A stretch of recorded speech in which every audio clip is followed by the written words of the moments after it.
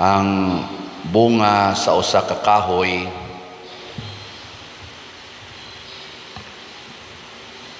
sobra gid na sa iyang gikinahanglan. Nanglitan aw gani kanang bunga wa man kinahanglan na sa kahoy. Nanglitan ang mangga kun mamunga siya dili na niya unayon og kaon ang iyang bunga. No, ang saging sad kun mamunga dili sad maoy iyang kanon og unayon niya kaon ang iyang bunga. Kanang bunga sa usa ka tanom or usa ka kahoy para gid na sa uban. Nya naghisgot si Jesus diri nga kinahanglan gid ta nga mamunga. Ang sa may pasabot ana, kinahanglan nga kita mahimong mapuslanon para sa atong silingan or sa atong isig katao. Ngilingay mong tupad ing na mukaon ka sa akong bunga ing na kon mukaon unsa may mga bunga nato nga makaon sa atong silingan. Ang pinakauna gyung bunga kana gyung mamunga ang pulong ni Kristo. Munang naingon siya, kung ang akong mga pulong magpabilin diha ninyo, mamunga gyud mo daghan. Muna ang tao nga dili motuman sa pulong sa Ginoo, dili gid na mapuslanon sa iyang silingan. Nanglitan kanang pulong sa Ginoo nga pasayloag kapituan kapito ang nakasala nimo. Kinsa ninyo dinhi ang nagsigig tuman ana? Kanang 77 times nga forgiveness. Taas ang kamot. Naay duha ka buok ni isa. Wa gid mo kapangasaba sa inyong mga anak kamong ni isa. Og nakapangasaba ka or sa imo bang bana or sa imong asawa, awa ka katuman sa 77 times. Di gyapon ta mapuslanon. Labaw na tong wa mo isas kamot. Og mao nay hinungdan nga porting gubuta sa atong kalibutan, labi na dinis atong nasod, labi na gyud na ay eleksyon, pagka gubuta gyud. Ngano man tungod anang ang atong gisunod ba ang mga pulong ra gyud nato, dili ang pulong sa Ginoo. Mao nang di kita kapamunga. Hurot ang atong budget, hurot ang atong kaning gitawag og kalinaw o kalipay. Nga karon ay ni viral na sa nang statement sa atong presidente nga di kuno siya gusto gulo, di siya gusto kaaway, human naman kunong eleksyon, balik na sa trabaho. Pagka nindota ng pulunga, di ba? Nindot na bati. Porting nindota. Pero before sa election, hearing diri, contempt diri, papriso diri, impeachment diri. Ang saon man ana pagkalinaw nga napriso pa mang imong gipapriso nga illegal ra ba kuno kaayo tong pagkaprisoha, gida pa gyud ngadto sa ICC, na pa gyud roy impeachment nga ipadayon, i-question na sad padayonon ba ning impeachment or dili. Pero padayonon gyud kuno, pero ingon oy human naman tong unsa to 19th Congress karon 20th Congress naman nganong mo padayon pamantas impeachment. Mga inana ba gubot lang gyapon, impeachment lang gyapon gyud ahona. Unsa man pagkakuan ana pagkalinaw sudlan gani natog pamulitika or kanibang personal interest, mao man na ang ilang understanding nato anang politika, pamulitika, personal ba agenda, among partido, among political party ang akong i-promote, dili ang kaning nasudnong interest, kung dili personal interest. Mao gani na mo patigbabaw, dili kita magmalinaon kay matod pa ni Kristo ang iyang pulong siya ra gyud ang punuan Dili ng imong political party, dili ng Duterte team, Marcos team, Lini team, or unsang team diha nga political. Maoy gitawag nato punuan. Ang punuan gyud sa atong kinabuhi isip mga Pilipinos mao ang Philippine country or ang nasod nga Pilipinhon. Mao bitang naatay gitawag og konstitusyon nga anha diha mosubay ang tanan ng atong Philippine Constitution. Musupak na ganitana, mahimo na yung personal interest. Kana sa kuana, sa legal side. Pero ang pinakataas gyud para sa ato na yung kinabuhi, mao gyud ang Ginoo. Siya'y punuan. Kitang tanan, mga sangarata. Nya kana kunong sanga, kung ato ng balion, nya ilabay, unsa may mahitabo? Unsa may mahitabo sa sanga? Di man mo katubag children. Malaya. Nya inig kalaya, mamunga pa, dili na. Pero nasa usahay, ang sanga, imong balion, nya imong itanom, mutubo sa na siya. Kaya nga naman, imo man siyang gitagaag higayon nga mahimo sad siyang bag-ong punuan. Pero ang sanga lang gyud nga mabali og masiparit sa punuan, kana siguro gid nang malaya. Nigilingi ako no imong tupad ina lunhaw pa ka o laya na. Mahawa ko no, lunhaw pa o laya na. Kamo mga asawa dinhi, kumusta man inyong gugmas inyong bana? Lunhaw pa o laya na? Naiuban mo ingon, sus, mutagok pa'y langkay. Uga na kaayog tinagdan. Mga bana, kumusta man inyong gugmas inyong asawa? Lunhaw pa o laya na? Way tingog sana. Ang inyong gugmas sa inyong parish priest, ang saman, lunhaw pa, laya na. Umagi mong palit lahat. Ang timailhan, nga lunhaw pa, pasabot, palit yung slat. Kumusta man gugmas inyong parish priest, padong ninyo, lunhaw pa, laya na. Sagit ka mo'y ayo. Kumusta ka ang gugma sa Team Marcos, padong sa Pilipinas, lunhaw o laya? Kumusta ka ang gugma sa Team Duterte? Labi na gyud mga napili sa Paras Pilipinas. Lunhaw pa, laya na.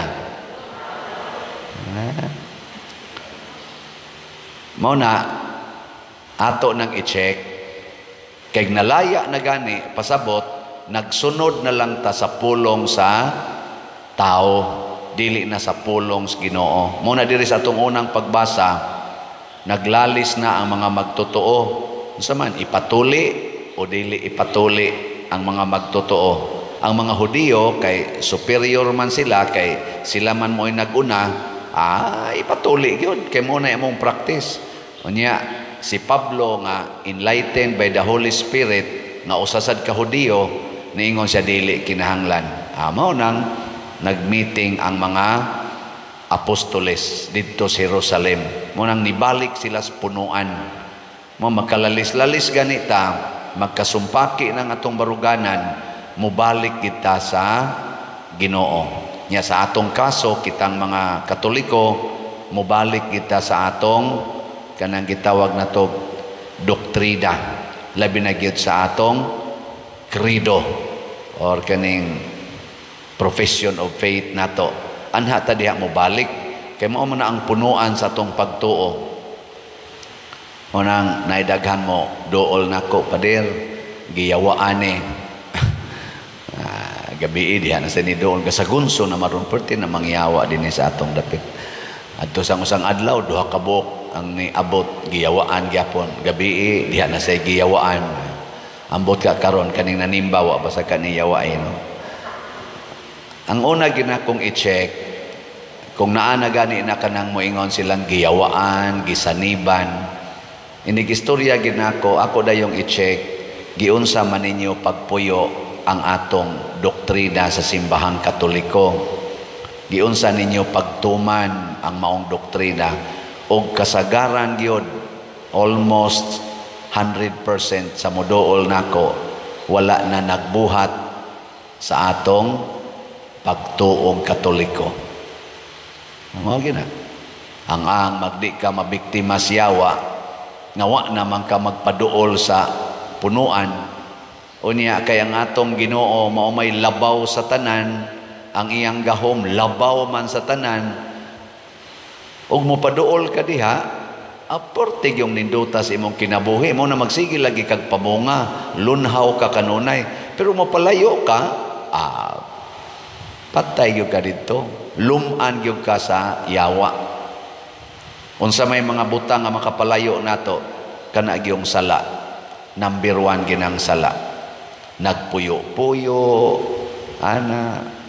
nagsigi og drugas, sigig sugal, siging patato, daghang egtato, mga buslot pa dinhis dunggan perting daghana. Nako kanang inyong gipamuhat sa inyong lawas, sugo pa banas Ginoo?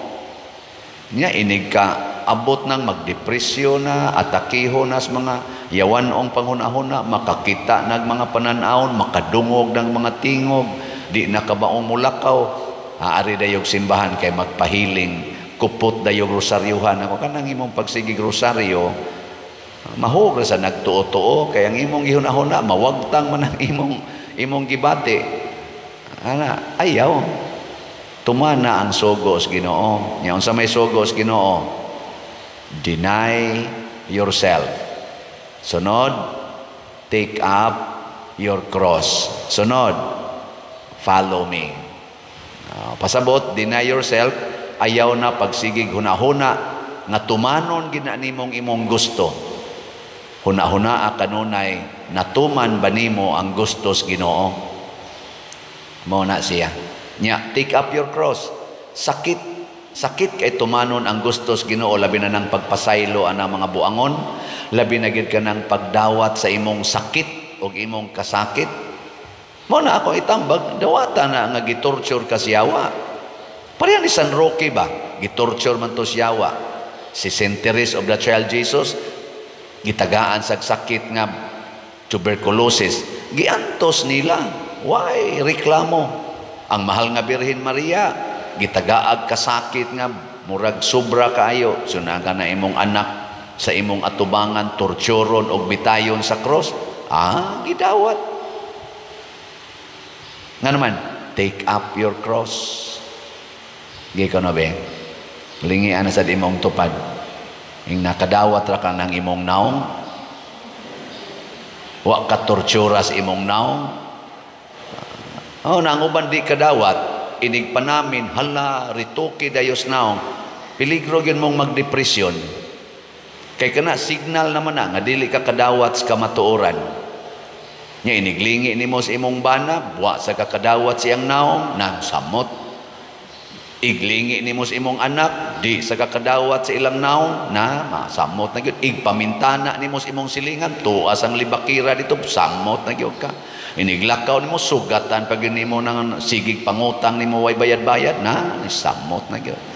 Pag-report ni mo sa opisina, ni sood sang imong supervisor nga portis ang yaw-yawana na, natuan na. Magdepresyon ka Depresyon yun ka.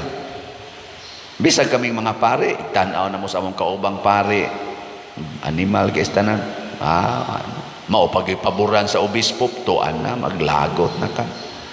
Apil na ng mga religious, mga religious, otro sana sila, sige sana sila, away-away. Nga naman, di man kadawat.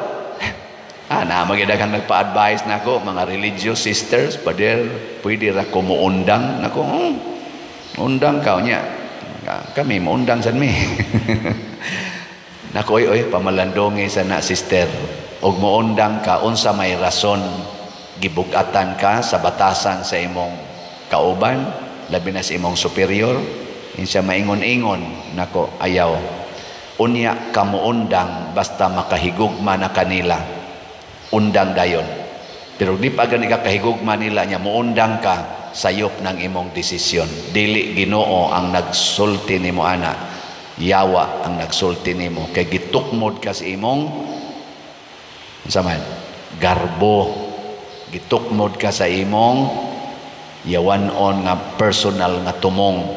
Kay tungod wa matuman imong standards, di sundon ang imong standard, biyaan na lang nimo. Mao ra gyapon ay gamito nimo inig undang nimo. Torturon ra gyapon ka ana, pero kamao na kang mudawat sa tanang sitwasyon sa imong kinabuhi, dili na ka matandog, pasabot naka-attach na ka sa Ginoo nga dinhis kalibutan nakadawat sa tanang tao, sa tanang sitwasyon, sa tanang niabot siyang kinabuhi. Mao na gipuy-an ni Kristo, ni Mama Mary ug sa mga santos. Ug mao na nga makapamunga na ta, makapaambit na tag mga nindot sa atong isig katao tungod kay kamao naman tang mupas-an sa atong cross. Pero di pa gani ka kamao mupas-an, kanang imong cross ipanghapak na nimo sa imong isig katao. Magsigi kag tulisok, ikaw mo'y nakaingon, ikaw tungod nimo magsigi kag ana. Nya moingon sa imong isig katao, say labot ako nimo, kamatay da. Di ba? Kansi ta. Pero dawata ingna gilas na lang lingi be. Practice og dawat ingna imong tupad. Maging sino ka man, mamahalin kita. Sige, ingna. Sige ba? Ang dili mulingi nalaya.